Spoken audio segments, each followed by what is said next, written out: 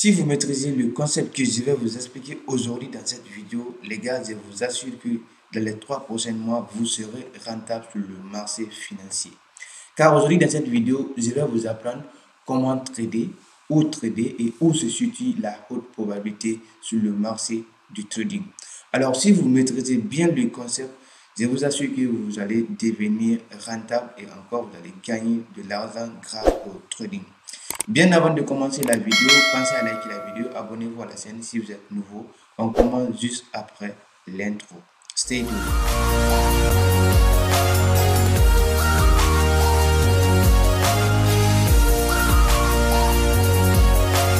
Bienvenue à nouveau les gars. Alors comment nous allons procéder réellement pour maîtriser le concept?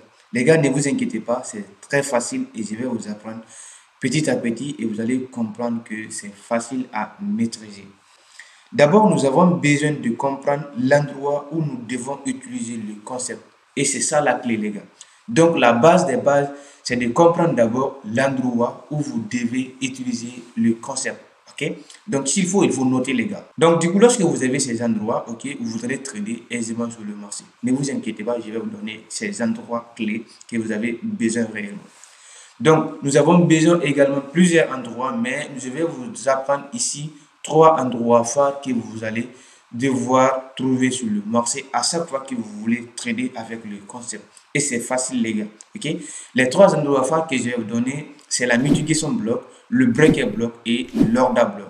Donc, si vous avez ces 3 endroits, peu importe l'endroit que vous allez choisir, vous finirez par être rentable et le trade va passer réellement, les gars. OK? Alors, du coup, nous allons passer à l'action et nous allons voir les 3 blocs que je viens de citer.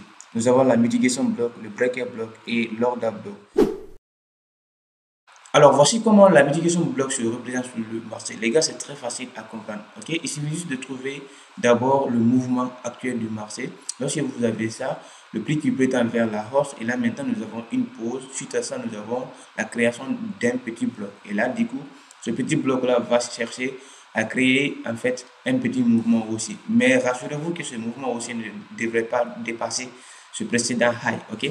Lorsque nous avons ça, nous avons notre bloc ici. Et la cassure là, OK, va servir à quelque chose pour nous, les traders de la SMC. OK? Et là, ici, c'est la zone que nous devons atteindre. OK? Parce que le mouvement aussi est là, c'est ce mouvement aussi là qu'on appelle la mitigation. OK? C'est ce mouvement-là qui a créé la mitigation. C'est pas ce mouvement-là. OK? C'est le mouvement aussi là qui est réellement la mitigation. Parce que c'est ce mouvement-là qui est venu clôturer ou bien fermer les ordres qui se trouvaient là. D'accord? Et c'est ce que nous avons besoin réellement. OK? Donc, voici la mitigation bloc. Donc, maintenant, nous allons voir le breaker block avant de vous expliquer réellement le concept en général. Alors, voici comment le breaker block se schématise sur le marché. OK? Donc, le breaker block et la mitigation block, peut-être vous allez dire que c'est à peu près la même chose. Sauf que ce n'est pas la même chose car les schématisations ne se créent pas de la même façon. OK? Donc, les gars, ce n'est pas le vif du sujet. Je vais vous apprendre ça. Alors, du coup, lorsque vous avez le mouvement, OK, aussi, il vient créer ici un petit bloc. Et là, maintenant, celui-ci, il le dépasse, vous voyez, non? Lui, il dépasse ici. Et là, du coup, maintenant, la cassure de ce mouvement-là, OK, c'est-à-dire le précédent bas là. Et là, nous avons notre bloc ici, d'accord? Alors, du coup, lorsque nous avons ça, et ici maintenant, le mouvement qui va revenir par là, d'accord? C'est le mouvement là qu'on appelle d'abord le breaker block, ok? Le breaker block, c'est le mouvement qui a cassé le bloc précédent, ok? Donc ici, notre bloc, vous le connaissez bien, ok? C'est l'order block, c'est lobby qui est là, ok? C'est lobby qui est toujours cassé. Donc si lobby est cassé par ce mouvement-là, le mouvement-là est appelé le breaker block. OK? Donc, ce mouvement-là, OK, qui est là, le mouvement aussi là, ça c'est la mitigation, OK? Pas de problème. Alors, maintenant, nous allons chercher à vendre par là. Là, vous avez bien compris. Maintenant, nous allons voir le 3e bloc qui est notre order block. Alors, voici comment l'order block se représente sur le marché. C'est facile à comprendre, les gars. Donc, du coup, lorsque vous avez ça, OK, et cette zone-là qu'on appelle l'order block, d'accord? La zone du bas là qu'on appelle l'order block. Donc du coup, quand vous allez dans le marché, vous allez voir plusieurs order blocks sur le marché. car le marché, il crée chaque fois les ordres blocs. Cela permet aussi le déplacement rapide d'un mouvement d'un point A à un point B. Ok? Donc c'est pour cela à chaque fois que vous avez des creux et des pics. Et chaque creux est un ordre bloc et chaque pic est un ordre bloc. Ok? Sauf qu'à la différence ici, nous allons chercher réellement quelque chose qui est différent de l'ordre bloc. Et ce qu'on appelle dans le jargon le PY, c'est le point of interest. Donc c'est le point d'intérêt que nous devons chercher en tant que trader de la smart money concept. Et c'est dans cet ordre bloc que nous allons filtrer réellement pour déterminer ce qu'on appelle le PY. Ok, je vous ai expliqué ça plusieurs fois, les gars. Donc, si vous avez le PY ici, et là maintenant, l'ordre bloc, même s'il ne va pas perdre sa valeur, il va toujours rester comme l'ordre bloc, mais il ne va pas être un PY, ok? Lorsque vous avez déterminé un ordre bloc ici, vous avez dit que c'est un PY, non? Mais l'ordre bloc peut devenir un PY. Est-ce que vous comprenez bien? Je vous dis bien que l'ordre bloc n'est pas un PY, mais un PY est un ordre bloc. Donc, vous comprenez, il ne va pas perdre sa place, mais on va choisir, ok, comme un PY. Tout simplement, c'est pour nous référencier d'un point clé dans lequel nous allons trader. Voici les trois blocs que vous avez parfaitement besoin sur le marché. Maintenant, nous allons utiliser le concept maintenant. Donc, le concept que nous allons utiliser tout simplement, ok, c'est le fair value gap. Fair value gap, c'est quoi? Je vous ai expliqué ça dans plusieurs de mes vidéos. Les vidéos de formation se trouvent sur la playlist de cette chaîne. C'est tout simplement l'écart qui existe entre trois bougies. Ok, vous n'avez pas besoin de quelque chose de plus. Donc, je vais vous montrer ça. Donc, ici, qu'on appelle le fair value gap. D'accord? C'est là l'écart qui existe entre ces trois bougies-là. Supposons que nous avons trois bougies qui n'ont pas de mèche. Et maintenant, cette bougie-là, elle clôture par là. Et du coup, nous avons une nouvelle bougie qui avait commencé à être une bougie haussière. Et du coup, elle a fini à être une bougie baissière. OK? Maintenant, ici encore, nous avons cette bougie, OK, qui a commencé peut-être, OK, à être une bougie haussière, mais finalement, qu'elle a repoussé, OK, à être une bougie baissière, OK. Et là, maintenant, ici, vous voyez la première bougie là et la troisième bougie là. Si ces trois bougies, les deux bougies là, OK, n'arrivent pas à être comme ça, OK. Donc, du coup, si la bougie reste ici, là, nous avons l'écart. Mais si celle-là vient ici, là, on n'a pas d'écart. Même si elle vient par là, on a l'écart, OK. Peu importe, OK, le degré de l'écart, on s'en fout. Tout simplement, nous voulons trouver le fair value gap, OK. Donc, voici maintenant, il y a l'écart, les gars. OK, donc c'est cet écart-là qu'on appelle le fair value gap ou bien de l'imbalance. OK, donc c'est la même chose ici. Maintenant, nous allons utiliser les concepts par rapport à les trois blocs. Là, les gars, vous allez comprendre que le fair value gap, c'est un concept qui ne ment pas sur le marché. OK, donc je vous ai appris le breaker block, la mitigation block et l'order block. Maîtrisez ça. Maintenant, je vais vous donner un autre concept, comment nous allons utiliser ce breaker block, l'order block et la mitigation block. OK. Maintenant, dans quel contexte du marché que nous avons besoin d'utiliser, OK, le concept fair value gap sur le marché? Du coup, d'abord, nous avons besoin d'une tendance, OK, une tendance, que ce soit une tendance haussière, une tendance baissière, mais sur du long terme, OK. Donc, c'est sur cette tendance-là, maintenant, nous allons appliquer le concept. Et c'est facile. Donc, maintenant, sur cette tendance, vous allez chercher la mitigation block, le breaker block ou l'order block. D'accord? Alors, comment nous allons procéder? Ici, lorsque nous avons cette tendance, OK, nous allons chercher les zones de discount and premium. Alors, pour chercher les zones de discount and premium, nous allons éviter tout simplement cette zone-là, OK? La zone, OK, d'indécision qui fait comme ça. C'est la seule zone qu'on va éviter, OK? Parce que tout simplement, lorsque vous avez cette zone comme ça, vous avez ici en bas, d'accord? Lorsque vous avez ça, vous avez ici en bas la liquidité, OK? Et là aussi, nous avons la liquidité. Pourquoi nous allons éviter cette zone? Tout simplement parce que c'est la liquidité à faible résistance. Ici, on n'est pas censé de savoir quelle est la zone, OK, première qui sera prise, OK, avant de propulser le mouvement à la hausse ou à la baisse. Donc, du coup, lorsque vous avez ça, et en bas, et au milieu d'ici, là, OK, vous avez ce qu'on appelle l'équilibrium. Donc, du coup, le prix va se mettre en équilibre. Et là, ça serait très difficile à trader avec le concept que je vais vous apprendre ici. Parce que lorsque vous allez prendre, en fait, l'FVG ici, ou bien par là, et vous allez vous concentrer sur une seule zone, et maintenant, quand vous allez mettre soit la vente limite par là ou bien l'achat limite par là, Et du coup, le prix revient, il prend la vente limite, ok. Il n'arrive pas réellement à toucher le TP et du coup, maintenant, il revient pour prendre le SL en haut. Là, vous allez sortir dans le marché, vous allez dire que le concept ne marche pas. Donc ici, on ne va pas utiliser ça parce que c'est la liquidité à faible résistance. Donc, le concept est clair. Alors maintenant, nous allons se concentrer tout simplement sur la tendance avec les zones de discount and premium. Ok. Donc, pour déterminer la tendance, nous allons aller dans les higher time frame. Et là, maintenant, nous allons choisir notre discount and premium. D'accord. Alors, lorsque vous avez ça, on va chercher maintenant les mouvements qui vont avec la stratégie. Donc, je vous ai appris les trois mouvements. Alors maintenant, nous allons passer au graphique réel. Du coup, voici, nous sommes sur le graphique réel et nous sommes sur le graphique du gold en weekly.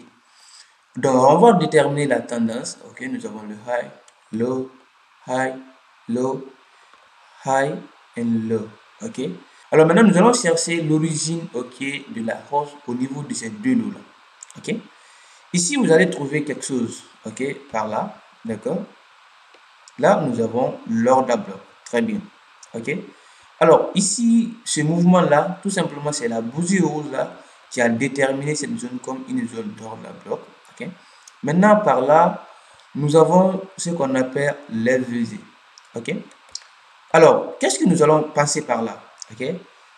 En tant que trader, c'est que le prix doit revenir toucher au minimum l'order block. Mais à votre grande surprise, ici, le prix est revenu dans l'LVZ et il a commencé à remonter. Et puis, nous sommes dans la high time frame, c'est-à-dire en weekly. D'accord?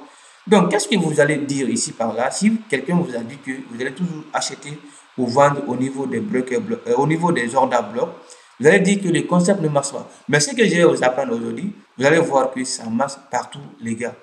OK? Mais il suffit juste de trouver la tendance. Alors, maintenant, lorsque vous avez ça, ok, vous allez voir que le prix va revenir dans l'LVG, ok, soit il prend les 50% de l'LVG ou bien il prend entièrement l'LVG. Ce qui va permettre au mouvement de clôturer les autres perdants qui étaient placés par là. Alors, du coup, maintenant, il va faire encore un nouveau mouvement haussier. Mais lorsqu'il a fait un mouvement haussier, un nouveau mouvement haussier, vous allez voir quelque chose par là, ok. Ici, nous avons la cassure, ok, d'un précédent high. Maintenant, nous allons voir maintenant si la présence de l'FVZ est réellement importante.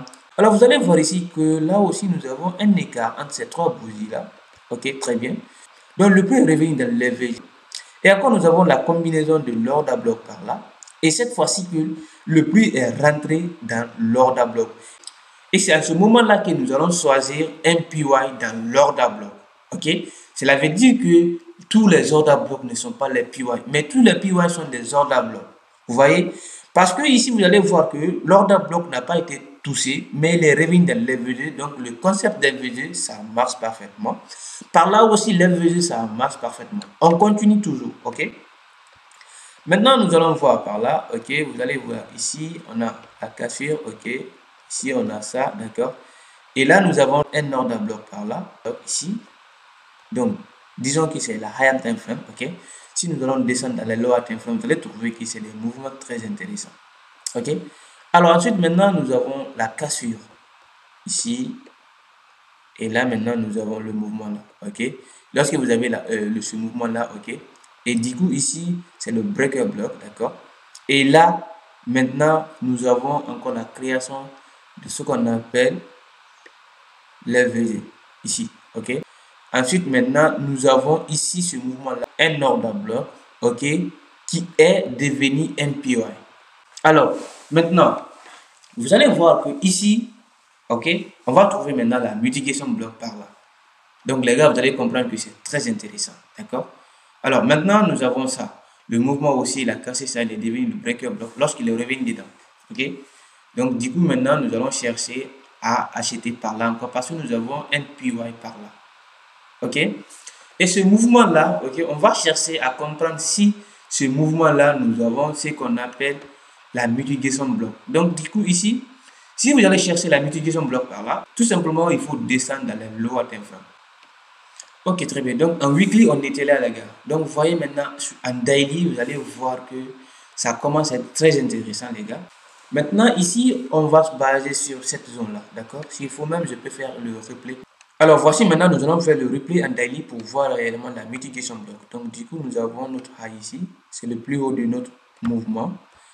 Alors, maintenant, on va chercher à comprendre que si le mouvement va nous offrir une porte. Très bien. Ok, le mouvement d'ici là, ok, vous allez voir à l'intérieur, là, ok. Nous avons également 4 jours. On a 1, 2, 3, 4. On a également 4 jours avant ce gros mouvement baissier. Donc, le cinquième jour, le prix a délivré un mouvement baissier.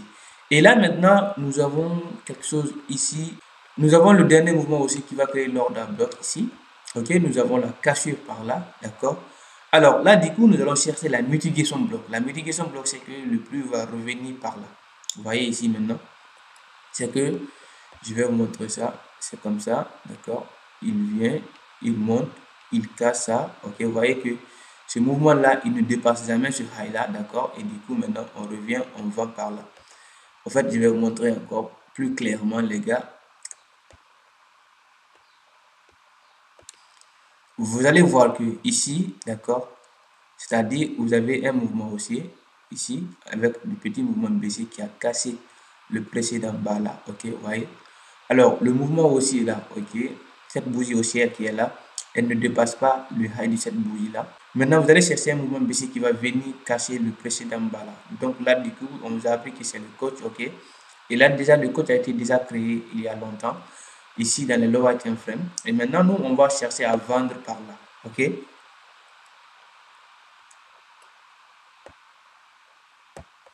Donc, nous, tout simplement, notre mission, c'est de vendre par là, ok, et mettre le premier TP par là, et notre essai doit être ici, en dessus de ce high précédent. On continue à voir.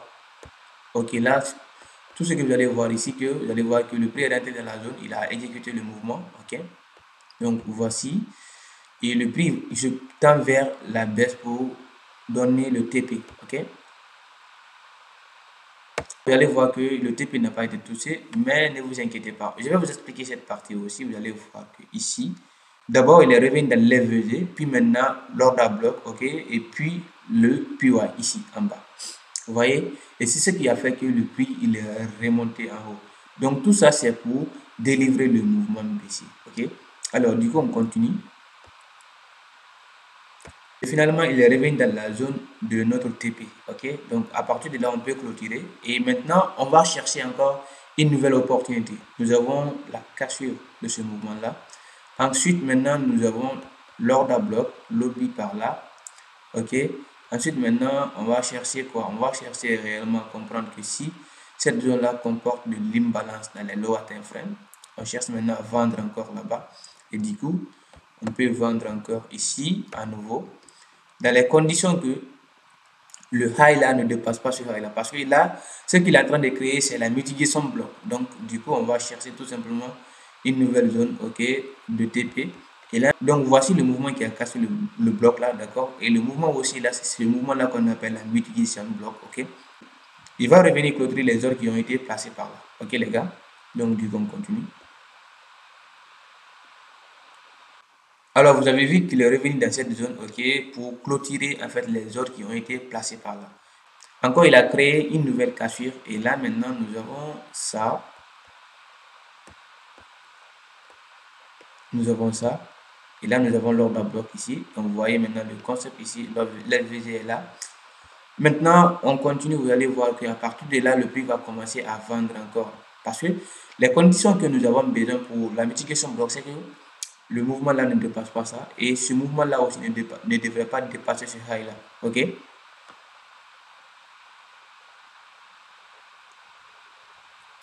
Donc, il est rentré dans l'FVG et du coup, maintenant, il continue à baisser, les gars. Ok? Vous voyez ici, il est rentré dans le VG par là. Et là, il a continué à baisser dans plusieurs jours. Ok? Pendant plusieurs jours, il a continué à baisser par là. Ok? Et sauf qu'il est remonté encore ici, juste à l'origine de ce mouvement-là. On va voir ce qui va se passer. Alors, du coup, lorsqu'il est revenu à l'origine ici, vous allez voir que là, le mouvement là, ok, il est toujours présent. Et ici, on n'a pas besoin de trader, les gars. OK? Donc, c'est ici que vous ne devez pas trader, les gars. Parce que là, c'est la consolidation, les gars. Ce que je vous expliquais dès le début de la vidéo, OK? C'est la liquidité à faible résistance. Donc, par là, vous n'avez pas, ok, réellement le sens réel du marché dans lequel le marché va prendre d'abord parce que vous avez ici et encore, ici encore, vous avez ça, d'accord? Et là encore, c'est de la liquidité. Donc, du coup, vous n'avez pas besoin de trader par là, les gars. OK? Tout simplement, vous devez trader dans les zones qui vous offrent, OK, la probabilité la plus élevée dans le marché. Vous allez voir ici, ça c'est l'équilibrium, OK? En tant que le prix, il ne prend pas dessus, OK, une liquidité en dessus ou une liquidité en dessous, on n'a pas besoin de trader. OK? Même s'il va vous donner des opportunités, OK? Et là, vous allez ignorer. Ok, très bien. Et du coup, maintenant, nous avons réellement l'opportunité à suivre. Parce que nous avons le cycle de liquidité en bas ici, d'accord? Et c'est là maintenant on va chercher à trouver réellement une opportunité.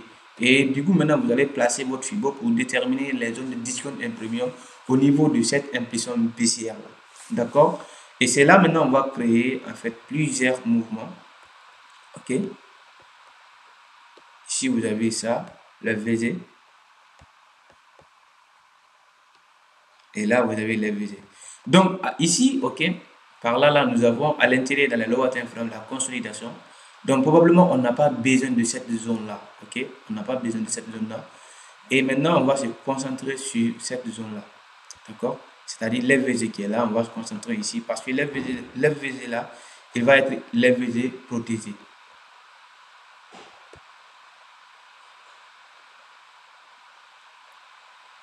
Voilà, donc du coup, vous voyez ici, ok, lorsqu'il revient dans l'FVG là, ok, dans 2 ou 3 jours, ok, il a commencé à baisser. Sauf que les ordres étaient insuffisants, ok, ce qui va maintenant amener ici pour trouver notre LVG qui a été placé par là. Donc si vous vous attendez ici, donc vous allez devoir attendre plusieurs jours, mais là, lorsque le prix arrive ici, vous cherchez une confirmation, vous pouvez vendre avec cette journée baissière, ok.